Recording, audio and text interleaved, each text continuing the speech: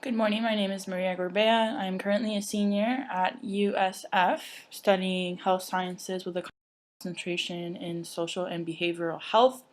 And today I'm going to be speaking about clinical psychology, which I hope will be my future career.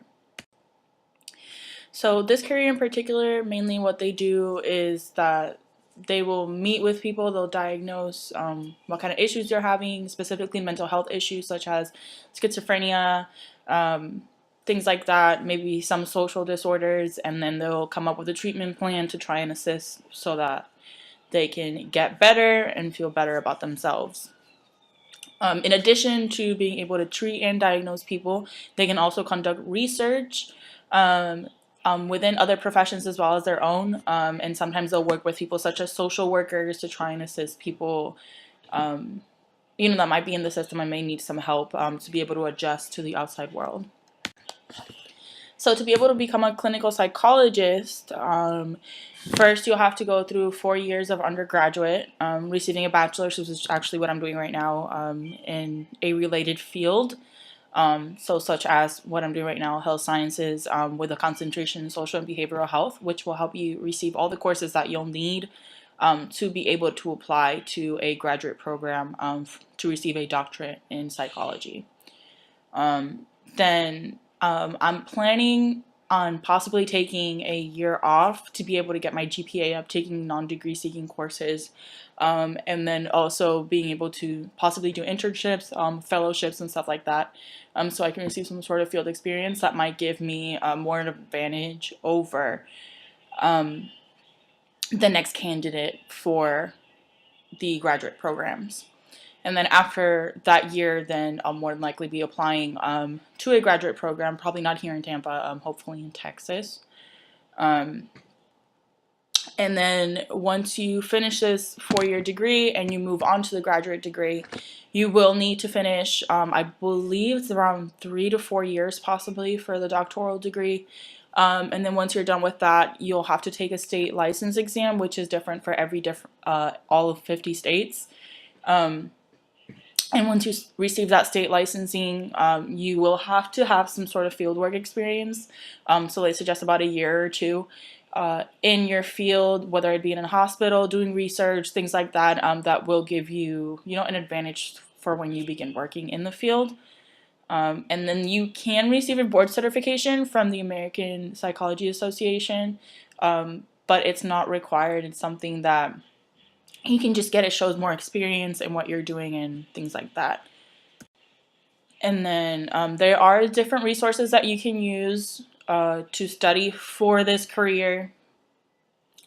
Specifically, how USF offers different options for journals and things like that online through their library website. And you can also use Google Scholar and clearly other colleagues to learn more about this career and the different aspects of it and practices that you may have.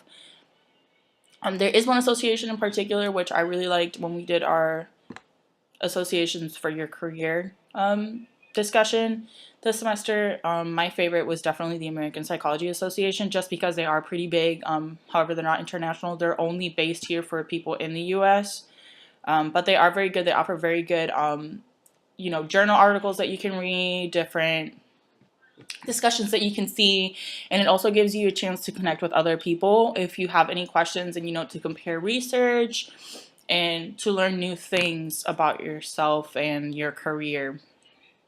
It can also be helpful if you have a patient or client at the moment where you want help diagnosing what they have, and those colleagues can definitely come in handy so you guys can bounce ideas off of each other. It can also help you make long-lasting connections with other people.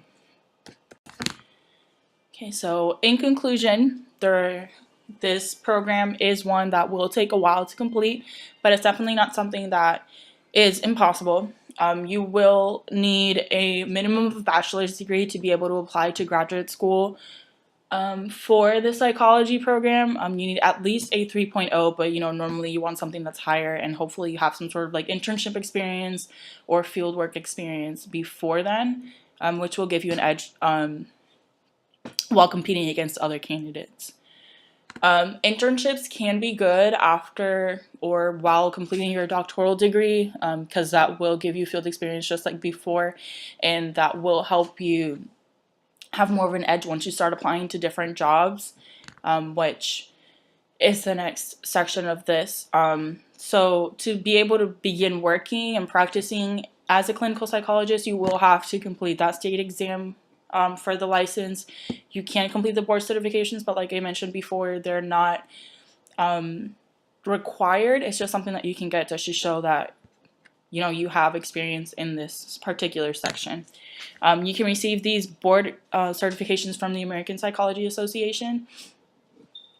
And then once you're done with that, you are good to begin practicing in your field and as a clinical psychologist. And here are my references.